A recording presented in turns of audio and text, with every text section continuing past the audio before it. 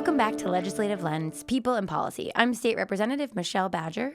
With summertime in full swing, schools and families on vacation, and everyone spending more time outdoors enjoying the ocean and ponds, whether it's boating, kayaking, paddleboarding, it's simply spending the day on the water. Summer is a time to be outside. It's also an important reminder that water safety should always be a top priority. Today's episode focuses on boating and water safety, an issue that affects residents and visitors alike. Every year, thousands of people take to Massachusetts waterways, and while boating is a great way to enjoy the summer, it also comes with the responsibility to operate safely and be prepared before leaving the dock. Today, we'll be discussing the importance of boater safety, the role education plays in preventing accidents, and the Hanson-Milone Safe Boating Act, legislation championed by Representative LaNatra to strengthen boater education and improve safety on Massachusetts waterways. Joining me, our State Representative LaNatra, who represents the 12th Plymouth District, is the House Chair of the Coastal Caucus and has joined this podcast several times to discuss the issues impacting our community. And Plymouth Harbormaster Hunter, who brings years of firsthand experience managing one of the Commonwealth's busiest harbors, responding to emergencies, educating boaters, and working every day to keep our waterways safe. I'm grateful to both of you for taking time out of your busy schedules to join us today. So welcome to the podcast. Well, thanks for having us, Michelle. Thank you. So I always like to start these podcasts with a bit of level setting so everybody kind of knows where we're starting from. So Chad, can you tell us about how, being a coastal community, we see Harbormaster vehicles and you're all around doing the important work to keep us all safe. What exactly is the role of a Harbormaster?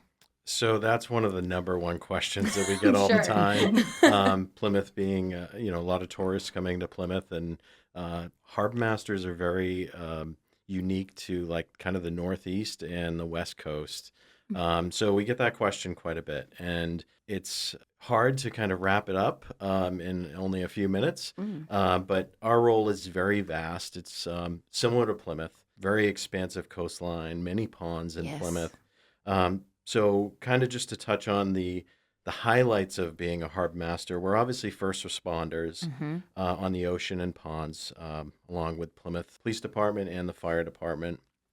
We're responding to requests, medical emergencies, boating emergencies, swimming emergencies, all sorts of kinds of things that pop up. Once in a while, a white shark attack. There's a number of things we deal with. It's really interesting to me because you really never know what you're going to be doing each day. Another big part of being a Harbormaster is really managing the facilities. So those are the docks and the use of those facilities, permitting of moorings and docks, etc. on the waterways. That goes through the Harbormaster's office. So more of an administrative function. We also do a lot with grant writing. Most of our projects and procurement for boats and things come through grants. So we're pretty active in that. And we work with Tiffany Park, the town's grant writer. She's great. She's awesome. Great. She's really great. Yeah. And we try and leverage as many grants as possible to bring that back to the town.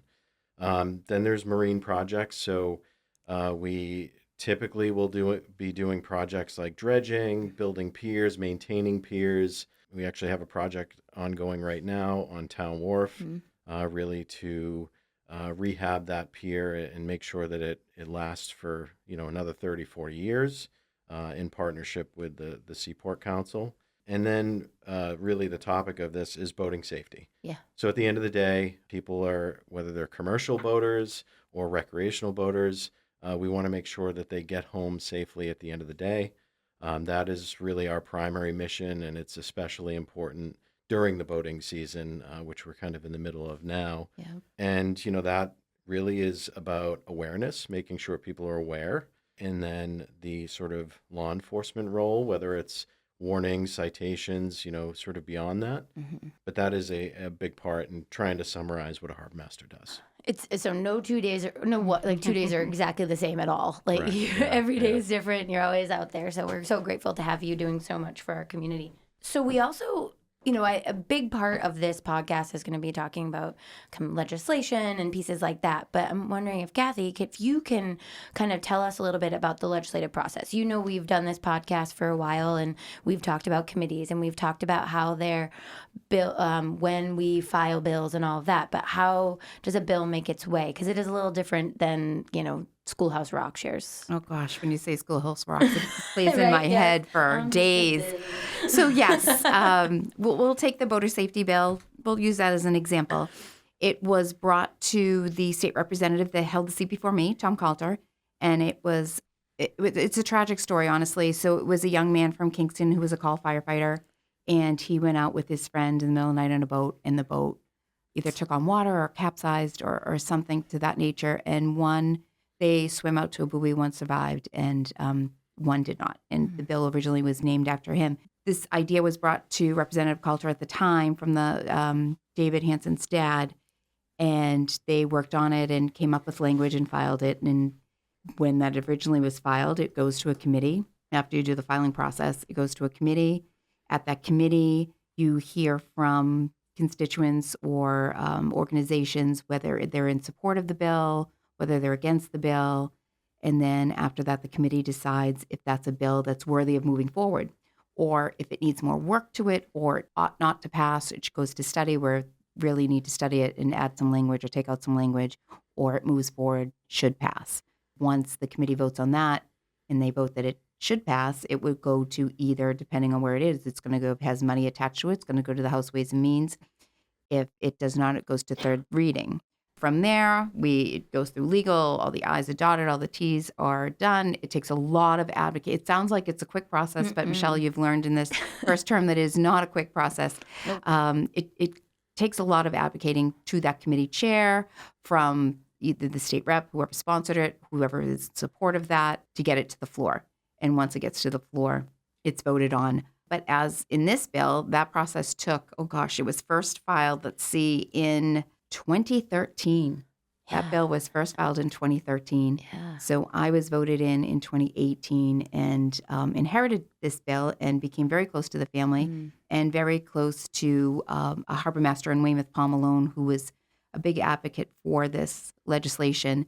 And the first thing that we did is, who is against this? Why would anybody be against this? Some bills sound like it's just common sense, right? Yep. Where's the common sense?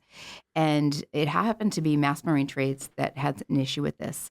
And we became very friendly with them and had some meetings, and environmental police were involved. The harbor masters were involved. There was a lot of input. And once we all sat down at the table and found out what everybody's concerns were, changed some language, we were able to get it passed last year into law.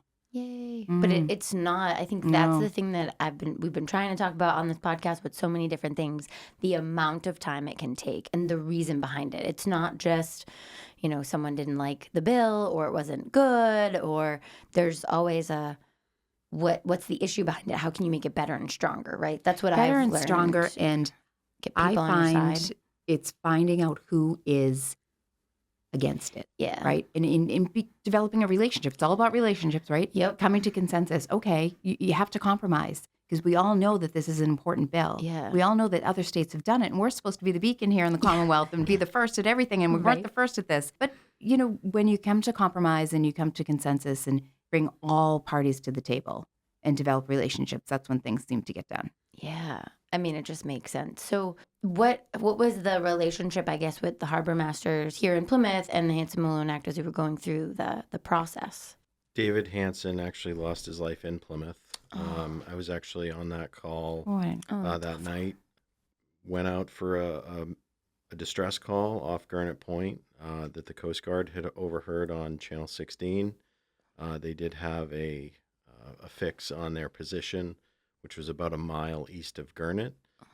So we were heading out to that location, did a quick search with the Coast Guard. They had a helicopter up, they had a boat come down from Point Allerton. We were out there searching, and we ended up finding the first person on the number 5 buoy. And he was the one that told us that David was with him, actually in the water. Oh. And he was getting cold, and he decided to swim for Gurnet Light. And we've ended up finding him in the water unresponsive a few minutes later. So very attached to that incident, Yeah. the fact that it was here in Plymouth.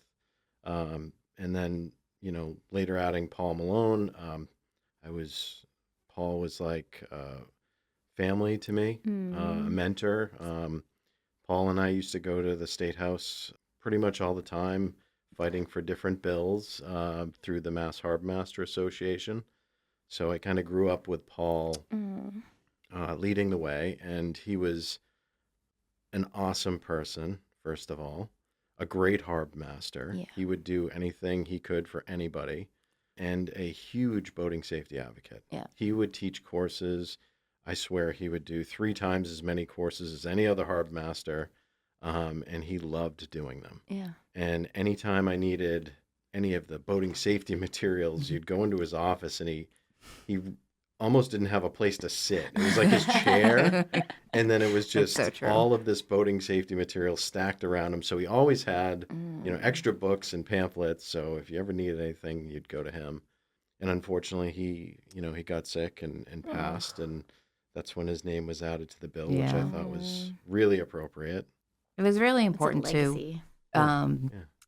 Most of the harbor masters too, because he was a wonderful human being. He actually taught the boating course to my youngest kids and my husband, Oh. which was really nice. And when they had the boat, what did they have? The boat show. He would always invite us to the boat show, and he was so proud to bring us around and introduce us to people. Yeah, he was amazing. Oh, what a legacy. What if boating safety is so important to him and to leave this behind, it's so important. Can you tell us exactly like a little bit more about what the nuts and bolts of the Hanson-Milone Act are? Like what does it do? Do you want me Oh, to go ahead. start off? So really, it brings Massachusetts or the Commonwealth up to speed with the majority of states already had a boating safety law in place. And, definitely different forms. In some states, it's actually an endorsement on your driver's license that you can get, where you just take a series of tests when you do renew your license, Yep. and you sort of add it that way. But they all use really a standard course, which is the NASBLA. That's the national standard boating safety course that most states teach. But Massachusetts was one of only a handful of states that had no crazy. requirement whatsoever. Mm-hmm. So, as you mentioned Yeah. earlier, like we weren't sort of leading. We were behind Yeah. at that We were point. very behind.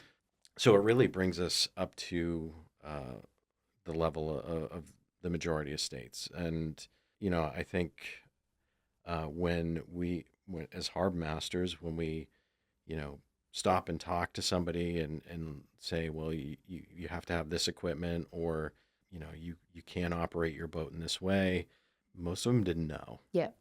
That was very apparent.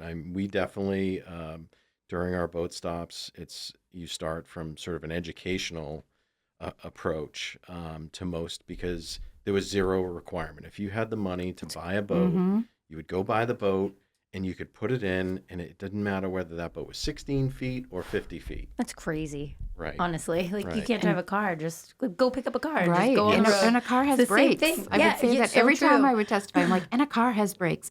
And it really, became super apparent during COVID.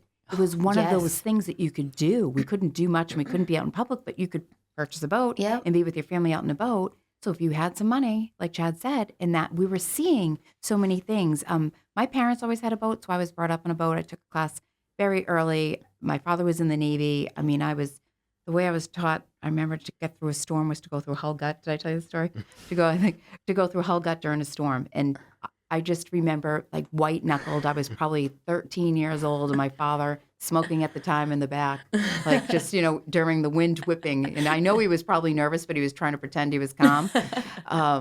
But it's so important. And what this bill will save lives. It will absolutely save lives. And it probably has already. Yeah. And what are the requirements for the class that they have to take or the test they have to take to prove that they have an understanding of how to be? Well, the classes, safe. first of all, are free. Yep. And you tell them what they learn in the class. I mean, they're Yes. actually quite fun. Yeah, the in-person classes, which we definitely recommend if There's an online version. There's a couple of them where you're kind of going through slides and PowerPoints, and then It's you take less a fun. test at the end.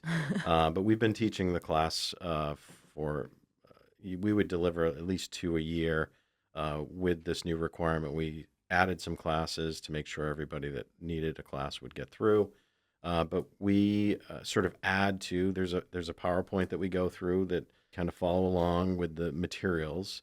But when we do them in person, we definitely trying to do a little more hands-on Yeah. stuff. We'll take them out into the lot and we'll fire off a fire extinguisher. We'll show them a boat trailer actually attached to a vehicle, and we can kind of go over the components. So it's fun. We have fun with it. We do knot tying in the class, so we make sure they understand a few of the basic knots that they can use.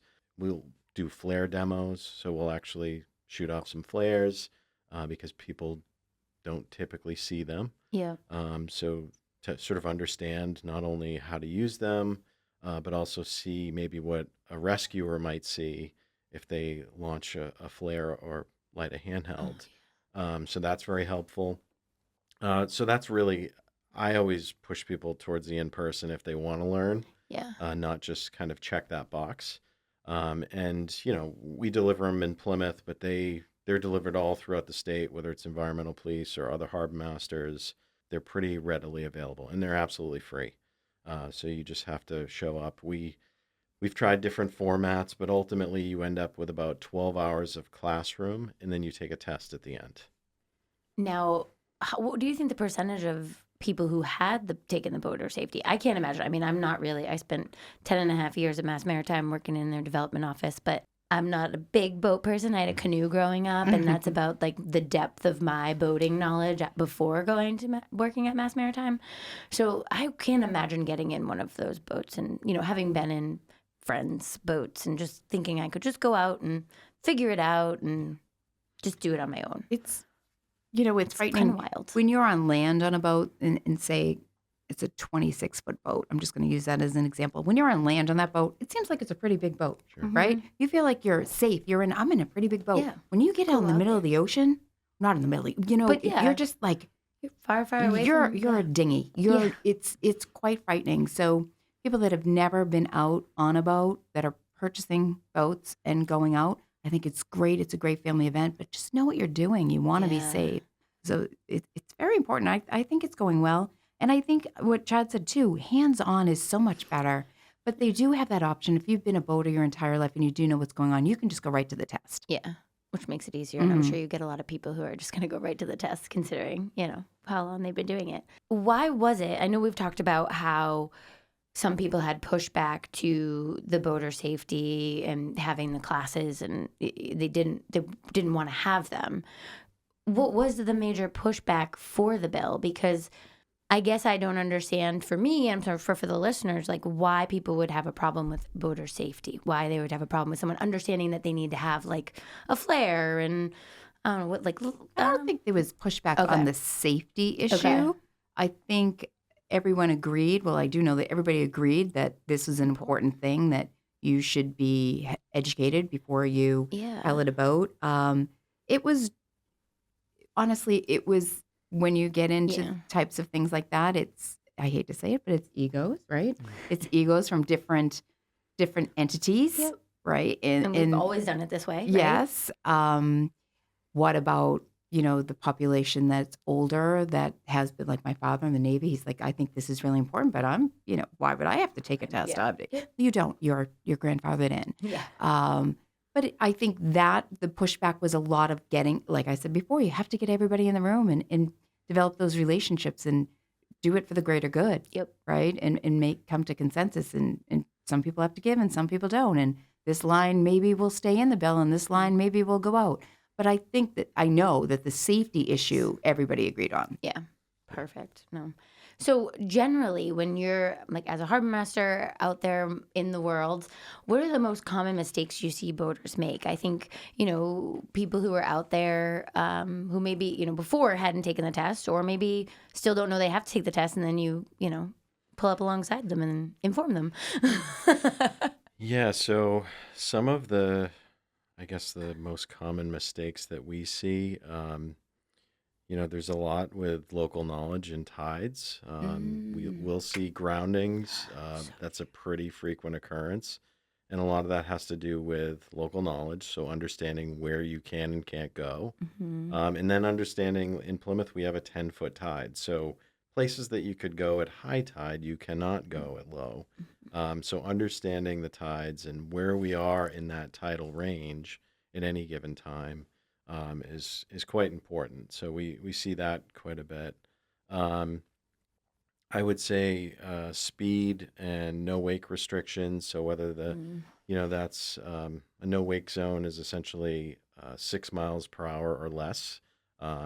It's really as slow as you can go in a boat, and that's to minimize the wake that's coming off the back of the boat, so you're not disrupting other boats, whether they're on moorings or against the dock. So we see that on a pretty regular basis, and kind of a rule of thumb. There's a number of boating restrictions that deal with speed, but we basically tell people 150 feet, within 150 feet of really anything, you should be going no wake. So that could be a moored boat, an anchored boat, the jetty, a shoreline, A kayak. a raft, Yeah. a Oh my float. God, kayak. Right. So Been in that situation a couple times. So the rule is 150 feet, and then we usually tell them to like double it, just as a courtesy and to make sure, like, we're not pulling out a tape measure and saying, well, you were 149 feet. But from different perspectives, doubling that and giving everybody a little more space, we get less calls, people reporting those violations. So, and then probably the other is failure to keep a proper lookout. So inattention, or, they're talking to friends. We see boat collisions, we see groundings, we see all sorts of things Oh that man. come out of just awareness Yeah. of where you are and what you're doing. So that's another common mistake that we see Yeah. on the water. I'm sure that you see that a lot with people who just don't have as deep a boating knowledge, I would assume, because I mean, if you don't Sometimes. or maybe they've been doing it so long, they no longer feel that they have to pay attention. But I have to imagine it's just like driving a car. There's just no lanes. The lanes don't Right. tell you. I mean, there are lanes in certain points, but like you have to pay attention. You can't just turn your head around and talk to your Right. people behind you. So that's interesting. Surprisingly, being a new boater, because they are very anxious about it, Yeah. they are very like they're really focused on what they're doing. But sometimes the problem is they're looking forward, Oh yes. and you're not realizing what's around, like 360 degrees around you, whether there's a boat behind you that's getting ready to pass. So we always tell people to have your head on a swivel and make Yeah. sure you understand, what's happening around you, because it's really not just what's in front. Yeah.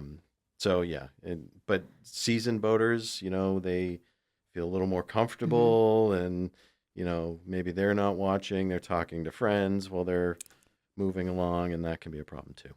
Mhm. So, what advice do you give someone who's new to boating? I don't know. Both of you have extensive knowledge. Give some sort of advice to someone who's just buying that boat, other than maybe take the safety class. You have to. Absolutely, yeah, that's where you get to start. Sure. Do they tell them now when they have to purchase a boat that that's something they have to do, or is They're That- supposed to. Yeah, Yeah. yeah, I would think Hope. that they would let them know that requirement Yeah. exists, and initially, going back to, what were people concerned about? Obviously, everybody agrees with boating safety yeah. and saving lives. I think that's known, but the concern from the people that sell boats or kayaks and paddle boards, what adding this little bit of education up front might do for sales was probably Oh. one of the things that maybe held things up a little bit.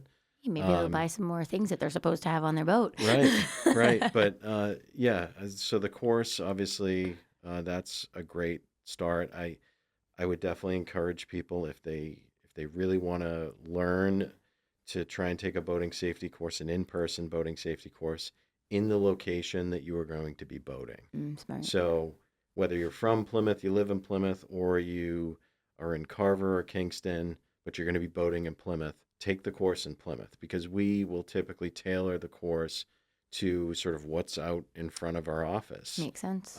So that's a great way to kind of, going back to the local knowledge, you kind of pick up on that. And we're always available for questions as well. That's another great place to start. If you're going to be boating in Weymouth, go talk to the Weymouth Harbormaster and get a better understanding of, areas that might be a little more dangerous than others. And so I think that's a really great start. And then you can obviously look up charts Yep. online and, kind of get a feel for the area you're going to be boating in before you get underway. So Yeah. those are probably some good starting points. Makes sense to me. Anything? And don't drink if you're the driver. Right. Oh my gosh. That's a huge one. People assume they're out in the water and it doesn't count, but it really, really does. It's dangerous. Very. And what about for people? Because does the Hanson-Milone Act, does it apply to people who are boating in our ponds? Yes, absolutely. Yep.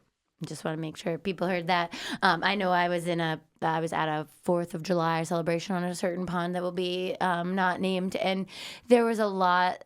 They have a boat parade, and it was really lovely. But someone was telling me about how when the harbor masters come, everyone gets off their boats and goes right in. Very true. I was Yeah. like, that's pretty funny.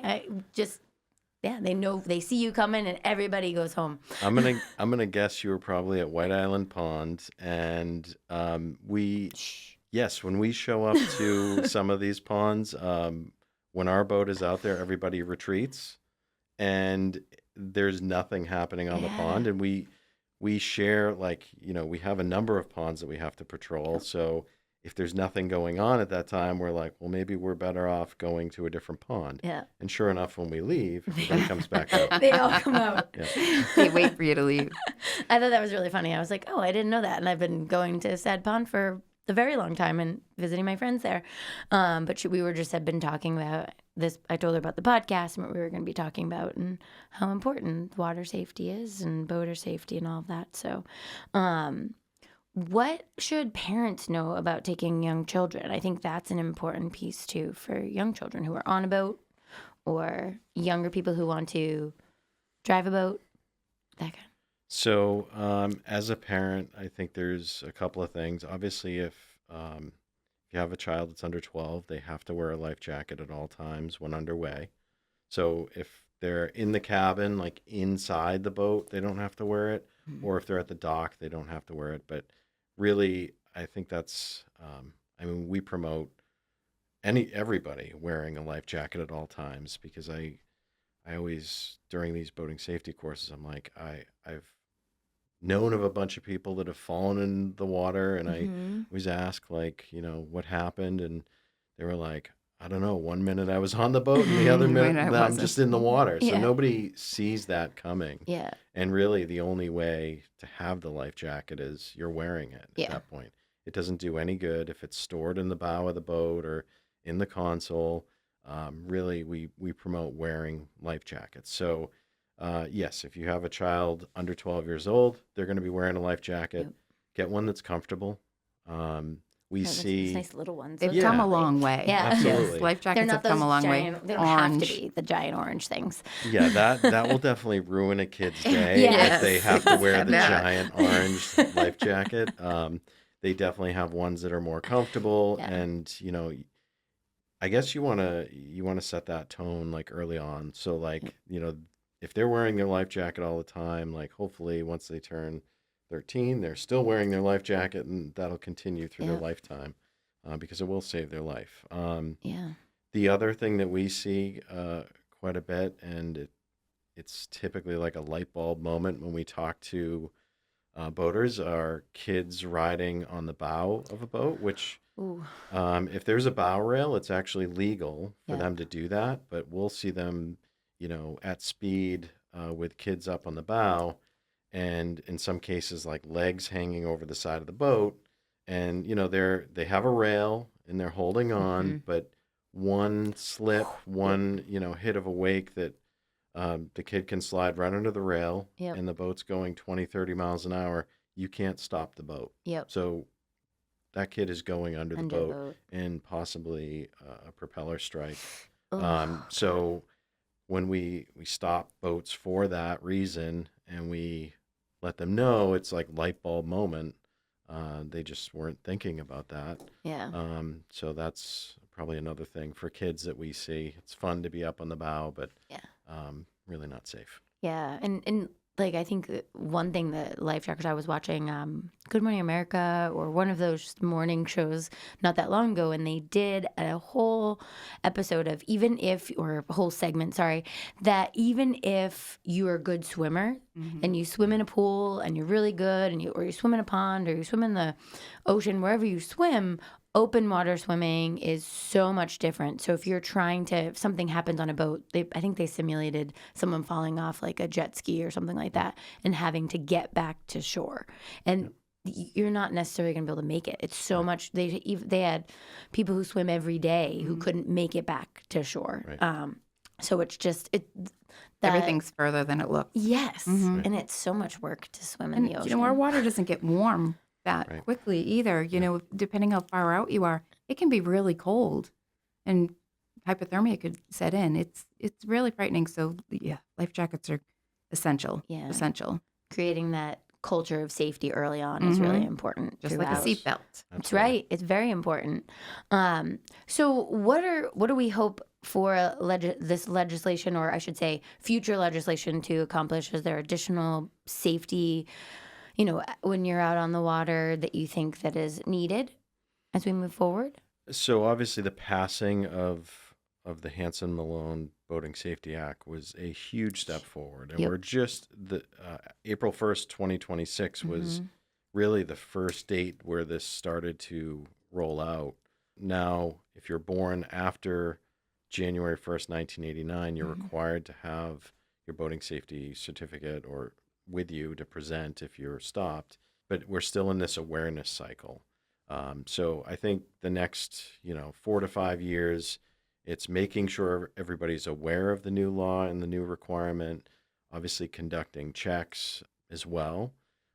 That's going to be, if you pass a law, obviously, there needs to be some enforcement. Yeah. And people need to know that you're going to check, because Yes. if you're not doing that in the field, then why have the law? So I think that's going to be at least a big effort on our part here in Plymouth to make sure people are aware of this, and then start, as we go a little further, the enforcement role Yeah. as well. No, so important. So we've talked a lot about boater safety, a lot.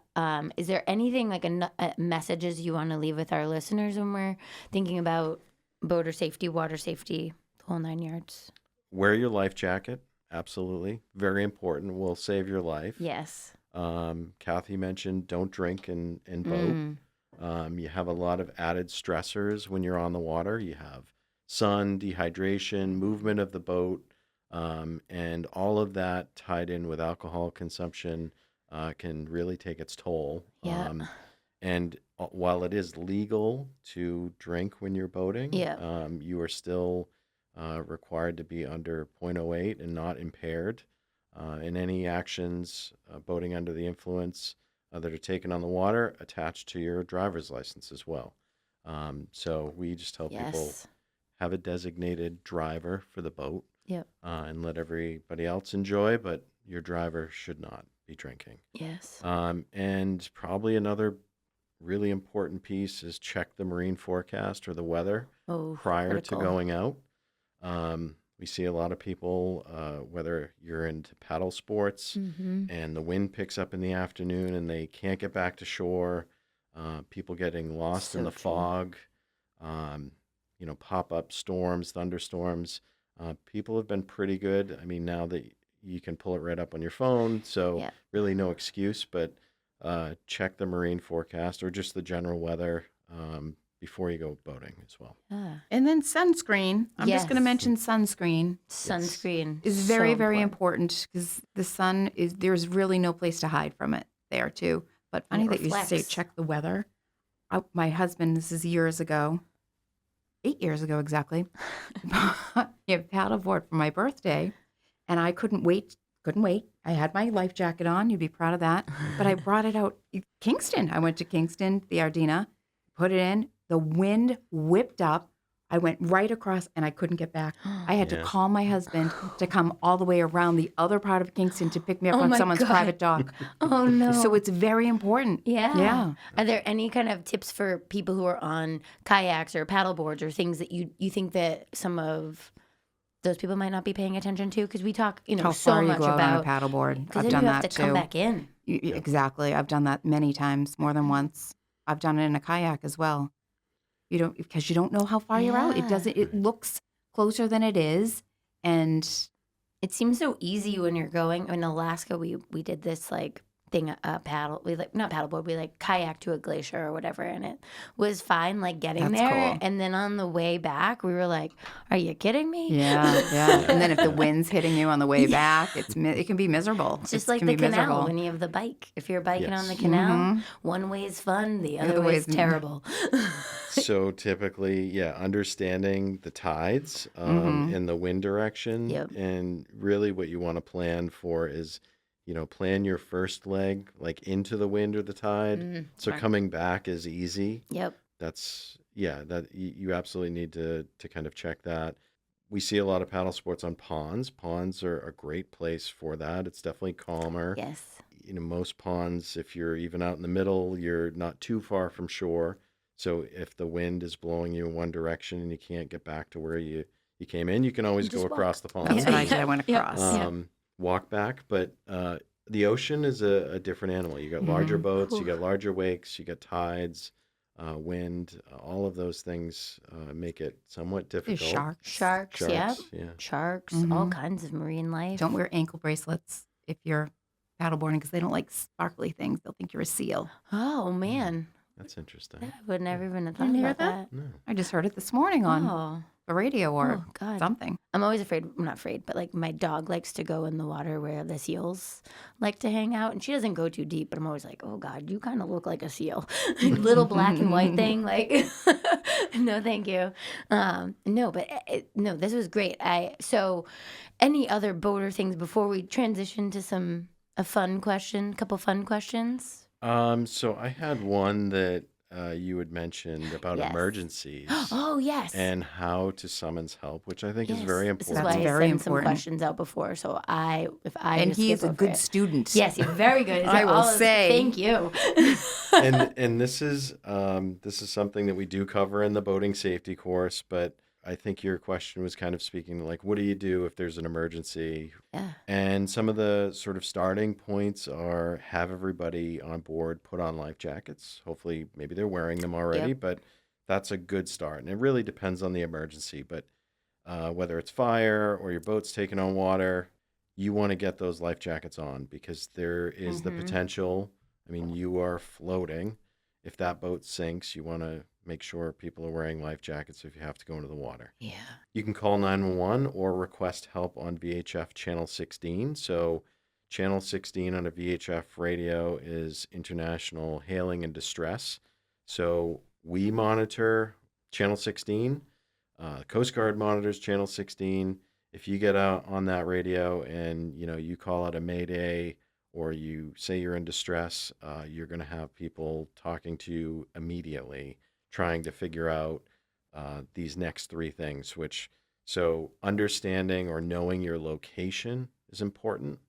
The nature of the emergency, so whatever's happening on board, and the number of people on board. Those are going to be some of the initial questions that either the Coast Guard or the Harbormaster is going to ask. So kind of having an understanding. And typically on the water, we use lat and long, so latitude, longitude to pinpoint your location. So if you have a GPS and you have those ready to read off, that's really important as well.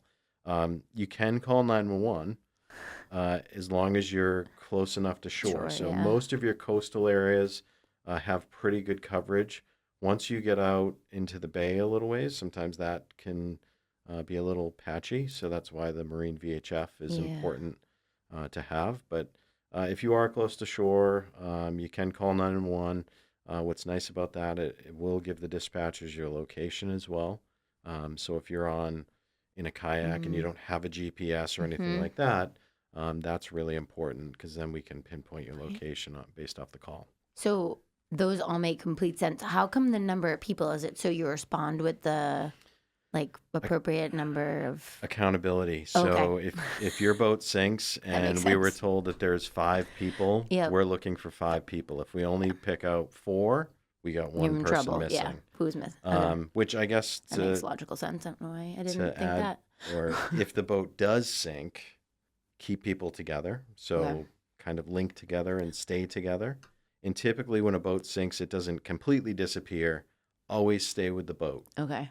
Because when we're out there searching, it's really difficult to see. I mean, when you're in the water, it's really your face or your head Yeah. that we're looking for. In And the vast ocean. depending on the conditions, that's really difficult. Yeah. But for us, if like there's a hull of a boat or something larger Mm-hmm. and you stay with that, we're going to see that a little easier. And then we'll go to that and then we find, the people that are in the water. So Thank you. stay with the boat. No, that's really important. Things to remember. Thank you for sharing all that and answering all my questions and making sure I asked all the questions that I thought about. But I wanted to end with a couple of fun questions. What is, for each of you, I mean, you don't have to answer if you don't want to, but what's your favorite place to boat in Plymouth? Oh, that's a good question. I can't answer that because probably I mean, Kingston. the last time I was on a boat was the Pilgrim Bell, and I did Oh, it that was twice fun. in the month. I went Father's Day for the Sunset Cruise, and then we went for our field trip. Yeah. We had the Travel and Tourism Committee from the State House down to Plymouth, and we went out on the Pilgrim Bell. Yeah, they loved it. So I love Yeah, it was I love awesome. a whale watch, though. I will say Yes. that's my favorite Do thing love to a whale do. watch. When you see whale a lot, when you go Yeah. on one and you don't get to see them. I still but- like just being out, but seeing a whale is Yeah. very special. So for me, being in Plymouth Harbor is work. Yes, I'm sure. So You're like, I get like me out. I like to go to Maine, and then I enjoy the Oh. water Oh, I and the bet that's coast up in beautiful. Maine. But there's definitely times when we're out there and the weather's really nice, and you just kind of pinch yourself like this is what I do for a living. Yeah. So every once in a while that happens. Mhm. And then you remember the winter when the harbor was frozen and we Right. couldn't get some boats out, and you're like, oh, okay. Yep. No, it's. I mean, we obviously have our 4 seasons around here, and our job really changes season to season. This is the busy boating season where you have all your recreational boating, which basically occurs from May till about October, and then that really kind of slows down. But then we have commercial fishermen, the lobstermen, aquaculture that goes year round. So they're very hardy, and they're out there in January, February, as long as the ice isn't Yeah. preventing them from leaving the harbor. So then our concern kind of focuses on them and making sure they come back each day. I feel like the harbor populates overnight. You're down there, and there's Yeah, maybe happens 2 or fast. 3, and then a few days later, it's Everything. full. It's a rush. Yeah, right. it is a rush. It's so beautiful, Yeah, though. it is. It's gorgeous with the boats, without the boats. It's just something so special about Plymouth Harbor. Do you like sunrise or sunset on the water? Oh, sunset. Mm. I'm gonna say sunset as well. Like for me, sunrise is like the start of the day, and it's gonna get really busy. And then I feel like you can kind of take a breath. Like everybody tries to get in for sunset because most wreck boaters don't like to be out at night. Yeah, It's a whole different ball game Yeah. at night. So for me, sunset is nice. It's kind of like everything's winding down. And you can take a breath. Yeah, Right. I like Yeah. that Right. feeling. Yeah. Yep. I think you just answered my question. I was gonna be favorite thing about Plymouth Harbor, but like just the peace and calm and The favorite Before it thing, I mean, starts. obviously, going to work every day.